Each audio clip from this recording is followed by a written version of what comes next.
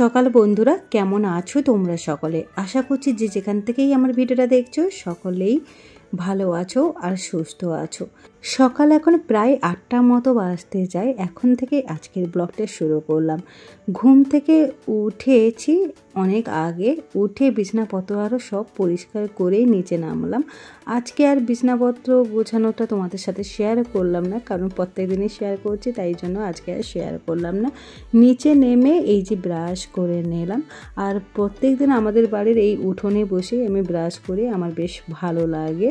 আমাদের বাড়ির চারিদিকে যে নেচার ভিউটা আমার ভীষণ ভীষণ ভালো লাগে। তো যাই হোক, সকাল থেকে প্রচণ্ড আজকে হাওয়া দিচ্ছে, ঠান্ডা হাওয়া। তো ওই কারণে আজকে বাচ্চাকে তো বাইরে বার করা হচ্ছেই না। এমনিতে ওর যেন তো ঠান্ডা লেগে গেছে, চোখ আরও জুড়ে যাচ্ছে। নাকে সর্দি অতটা হয়নি, বাট চোখ জুড়ে যাচ্ছে, নিঃশ্বাস নিতে একটু প্রবলেম হচ্ছে ওর। তো যাই হোক, ওকে একটু অনেক সাবধানে রাখতে হবে। বুঝতেই পারছো, প্রিমেচিওর বেবি, মানে 8 মাসে হয়ে গেছে, তো ওকে তো সাবধানে রাখতেই হবে, ডাক্তার বারবার করে বলে দিয়েছে। তার উপরে এখন তো ঠান্ডাকাল, সেই জন্য ওকে চাপা চুপি দিয়েই রাখা হয়। তারপরে যে কোথা থেকে একটুখানি ঠান্ডা লেগে গেল কে জানে। এদিকে আজকে আমাকে চা করতে হয়নি। দেখো, আমার দাদা আমার জন্য লাল চা বানিয়ে নিয়ে এসছে আর ওর জন্য দুধ চা বানিয়েছে। আমি যেহেতু লাল চা খেতে ভালোবাসি, সেই জন্য আমার জন্য লাল চা, আর ও তো দুধ চা ছাড়া খায় না, তাই জন্য দুধ চা বানিয়েছে। আর লাল চা বানাতে গিয়ে এমন চা, মানে চা পাতা দিয়ে দিয়েছে, কি বলবো, চাটা একদমই তেতো ছিল। আমি খেয়েছি, ভাবলাম যে ও কষ্ট করে বানিয়েছে, খেতে তো হবে, তো খেয়েছি। অর্ধেকটা খেয়েছি, অর্ধেকটা আর খেতে পারলাম না, এতটা তেতো লাগছিলো যে কী বলবো। তো ও তো শুনে হাসছে, বলছে আমি বুঝতে পারিনি যে এতটা তেতো হয়ে গেছে। তো যাই হোক, চলো বাদ দাও। আজকে আমাদের পুচকুটা দেখো না, সকাল সকাল ঘুম থেকে উঠে পড়ে একটু খেলাধুলা করছে। আর মেয়ের তো বায়না, মানে সকালবেলা ঘুম থেকে উঠলেই চলে যাবে পুচকুটার কাছে, বনুকে আমার কোলে দাও, আমার কোলে দাও বলে মাথা খারাপ করে দেবে। যতক্ষণ না দেবে এমন কান্নাকাটি করবে না, তোমরা মানে ভাবতেই পারবে না। অনেক মারও খাচ্ছে, কিন্তু কি করব, ও মানে শুনতেই চাইছে না, একটুখানি করে দাও, একটুখানি করে দাও। তো যাই হোক, ওকে কোলে নিয়ে অনেকক্ষণে বসলো। আর পুচকুটাও বেশ ড্যাপ ড্যাপ করে তাকাচ্ছিল। আমিও অনেকক্ষণ ওর কাছে বসলাম, খেলা করলাম, ওকে নিলাম। যাই হোক, তারপরে ভাবলাম না, মেয়েকে খাওয়াতে হবে, তাই মেয়ের জন্য এই যে ম্যাগি করে নিলাম। একটুখানি বেশি করেছি, আমিও দুগাল খেয়ে নেবো। আর দুধটাও গরম করে নিলাম। আজকে আর হরলিক্স ওকে দিলাম না, তবে ওর মামা বলছে একটু পরে আমি ওকে হরলিক্স দিয়ে দেবো। তো যাই হোক, এখন ম্যাগিটা ওকে খেতে দিয়ে দিয়েছি, কিন্তু ম্যাগিটা একটু গরম ছিল, তাই জন্য ও ফুঁ দিয়ে দিয়ে খাচ্ছে। পরে আমিও খেয়ে নিয়েছিলাম দুগাল ম্যাগি আর একটুখানি মুড়ি। এখন বাজে 10:30। এই যে আমরা সকলে মিলে বেরিয়ে পড়েছি, পুচকুটাকে নিয়ে যাচ্ছি হসপিটালে। আজকে ওর চেক আপ রয়েছে। এমনিতে তো চেক আপ রয়েছে, তার উপরে কি হয়েছে বলো তো, বাচ্চাটা ঠান্ডাও লেগেছে, একবার ডাক্তার তো দেখাতেই হতো। চলো, বাড়ির সামনেটায় গাড়িও চলে এসছে, মানে হসপিটাল থেকে গাড়িও পাঠিয়ে দিয়েছে। সকালবেলা দাদা ফোন করেছিল ইমার্জেন্সিতে যে গাড়ি পাঠাতে, ওই জন্য পাঠিয়ে দিয়েছে। এখন নাকি 1 বছর পর্যন্ত বাচ্চার কোনো সমস্যা হলে কিংবা চেক আপের যে ডেটগুলো দিয়েছে, সব চেক আপে এরকম নাকি গাড়ি পাঠিয়ে দেবে। এটা আমি আগে জানতাম না, এবারে গিয়ে শুনলাম। সত্যি এখন হসপিটালে এত সুন্দর সার্ভিস দিচ্ছে না, মানে বলে বোঝানো যাবে না, সত্যি খুবই ভালো। তো যাই হোক, বেরিয়ে পড়লাম। আমার যাওয়ার কথা ছিল না, মা আমাকে বলছিল যে আমার গাড়িতে যেতে খুব অসুবিধা হয়, আমি যাব না, তুই বরং চলে যা, আমি বরং ঘরে রান্নাবান্না করব।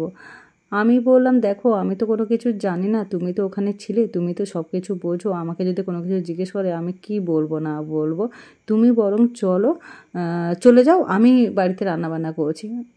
তো মা একবার বলছে না তুই যা, আমি একবার বলছি না তুমি যাও, এরকম হচ্ছিল। তো আমার দাদা বললো এক কাজ কর, সবাই মিলে চল। তো ওই জন্য বেরিয়ে পড়েছিলাম, এর জন্য গাড়িওয়ালাকে এক্সট্রা টাকাও দিতে হয়েছে। তো যাই হোক, চলো বাদ দাও, আমরা নেমে পড়েছি। এবারে যেখানে বাচ্চাদের ডাক্তার দেখবে সেখানে মা চলে যাচ্ছে, ওখানে লাইন দিতে হবে। ডাক্তার আসতে কিন্তু অনেকটা লেট হয়ে গেছে, অ্যাডভান্স পৌঁছে গেছিলো। আর এদিকে মেয়েটা দেখো এত ডিস্টার্ব করছে, তার জন্য মারও খাচ্ছে, কিন্তু কোনো কথাই ও শুনতে চাইছে না, সব সময় বাচ্চাটাকে এইভাবে করেই যাচ্ছে। তো এদিকে জন্ম সার্টিফিকেটে দেখো প্রচুর লাইন পড়েছে, দাদা ওখানে লাইন দিয়েছে। আর এখানে আমি হসপিটালটা একটু ঘুরে দেখছিলাম, দাদা আমাকে দেখাচ্ছিল কোথায় বেবি ছিল, কোথায় বৌদি ছিল, কোথায় মা ছিল, কোথায় বাবা ছিল, এরকম দেখাচ্ছে। আর এদিকে দেখো একজনের বাড়িতে ছেলে হয়েছে মনে হয়, সেই জন্য খুব খুশি। বাড়ির লোকেরা দেখতে এসছে বলে বাইরে থেকে মানে ভেতর থেকে দেখাচ্ছে আর কি ছেলের মুখটা।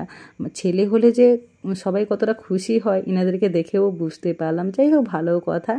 তো অনেকক্ষণ হসপিটালে এদিক ওদিক ঘুরলাম, দেখলাম, তারপরে চলে এলাম ওই যেখানে বাচ্চাটাকে দেখবে ডাক্তার, ওখানে মা আরও ওয়েট করছে। শুধু মা আরও না, আরও অনেকে ওয়েট করছে।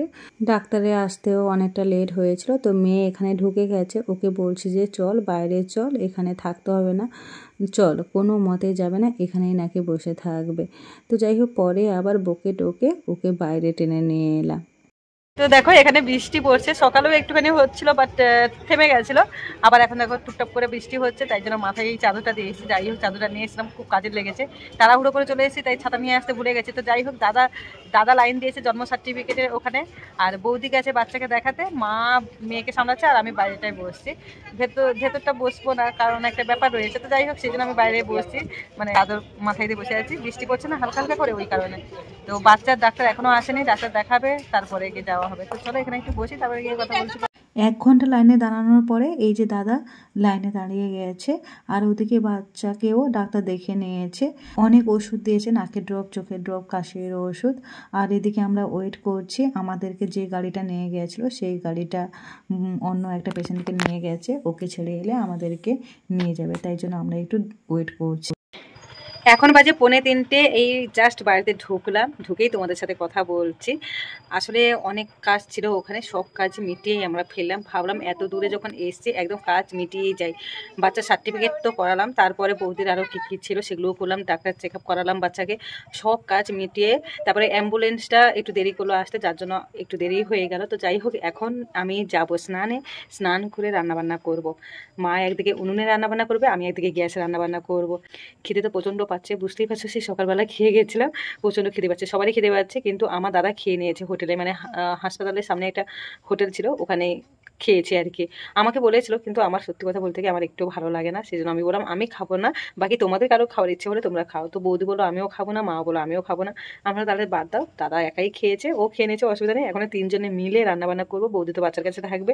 তো যাই হোক, চলো যাই, এখন আমি স্নান করে রান্নাবান্না করি। কখন রান্নাবান্না হবে, কখন খাবো কি জানি। মেয়েকে এখন একটু হরলিক্স খাওয়াবো, কারণ ও সকালবেলা ওই ম্যাগি খেয়ে গেছিলো, ওর খিদে পেয়ে গেছে, ওকে একটু হরলিক্স খাইয়ে দেবো, তারপর রান্নাবান্না হলে খাবে। খেয়ে উঠতে উঠতে আমাদের মানে রান্নাবান্না করে উঠতে উঠতে মিনিমাম 4টে হয়তো হয়ে যাবে। তো দেখা যাক কি হয় না হয়, চলো ভিডিওটা দেখতে থাকো। কোনো রকম ঠান্ডা জলে স্নান করে নিলাম। গরম জল করে যে স্নান করব সেই সময়টুকুও পাইনি, প্রচণ্ড ঠান্ডা লাগছিল স্নান করতে। তো যাই হোক, স্নান করে এসে এখন এই যে কুকারে ডিম আলু সিটি মারতে বসিয়ে দিলাম। এদিকে জানো তো বাড়িতে আদা শেষ, আর মা বলতে ভুলে গেছে দাদাকে। তো এখন তো দোকানও বন্ধ, কি করব না করব। তো মা বললো দেখ আমি আদা বসিয়েছিলাম, ওখান থেকেই না হলে দেখ হয়েছে কিনা। তো দেখো এই যে আদা গাছটা তুললাম, একটুখানি হয়েছে, যেটুকু হয়েছে সেটাতে মোটামুটি রান্নাবান্না হয়ে যাবে। আর এদিকে মা দেখো পুঁই শাক বসিয়েছিল, পুঁই শাকটা দেখো অনেকটা বড় হয়ে গেছে।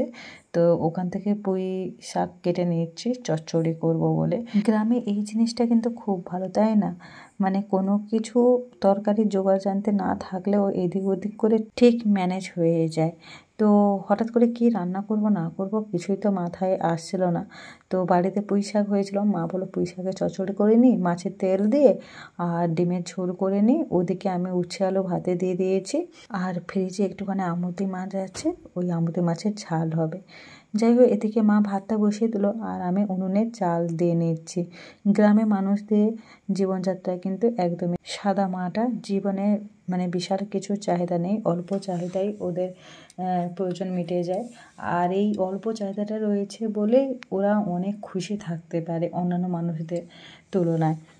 জীবনে বিশাল চাহিদা থাকাটা সবথেকে বাজে জিনিস, এটাই মানুষকে সর্বনাশের দিকে ঠেলে দেয়। গ্রামের মানুষদের মধ্যে কিন্তু এই চিন্তা ভাবনাটা নেই। ওদের চিন্তা ভাবনা হলো সকালবেলা উঠে কাজ করতে যাব, কাজ করে নিয়ে আসবো, খাবো দাবো, ঘুমাবো, আবার সকালবেলা উঠে কাজ করতে যাব, মানে দিন আনা দিন খাওয়া যেটা হয় আর কি, ওরকমই ওনাদের জীবন চলে যায়।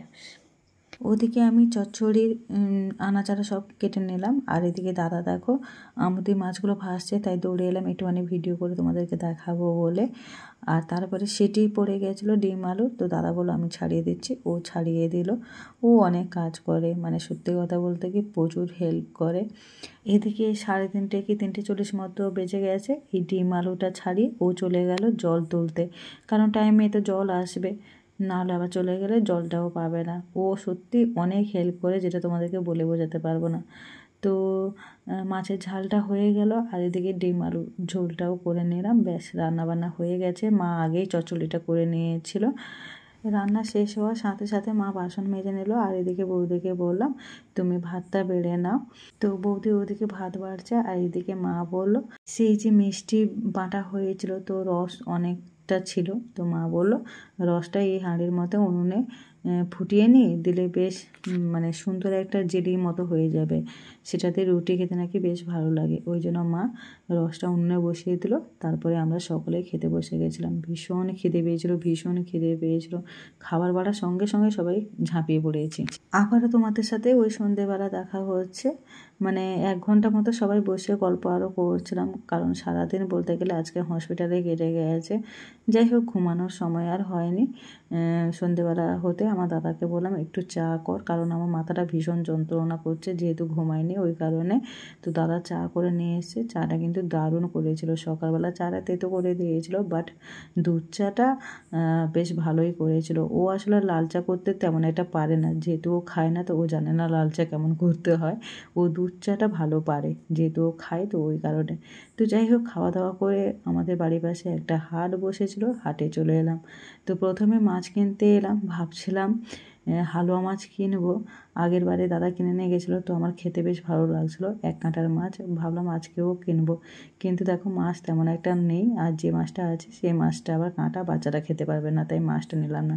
আর এদিকে দেখো আমাদের শীতলা মা, অনেক দিনে মায়ের মুখটা দেখলাম, তাই জন্য ভাবলাম একটুখানি ভিডিও করি। বহু বছরের পরে এই হাটে আজকে এলাম, আর আমার জানো তো হাটে আসতে ভীষণ ভালো লাগে। তোমাদের দাদাভাইও ভীষণ ভালোবাসে হাটে আসতে, বাড়িতে এলেই আমি তো হাটে আসবই।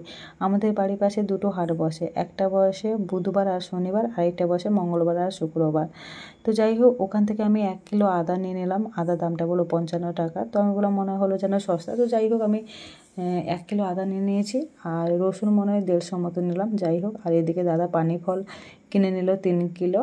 এবার চলে এলাম সবজি বাজার করতে। ফুলকপি নিয়েছি 2টো, কুঁদরুই নিয়েছি, টমেটো নিয়েছি, বেগুন নিয়েছি, উচ্ছে নিয়েছি, কাঁচা লঙ্কা নিয়েছি। এত কিছু বাজার করলাম, আর ওখানে গিয়ে অনেকের সাথে দেখাও হলো, বেশ ভালো লাগলো। তো চলো বন্ধুরা, আজকে ভিডিওটা এখানে শেষ করলাম। ভালো লাগলো লাইক কমেন্ট করো, টাটা।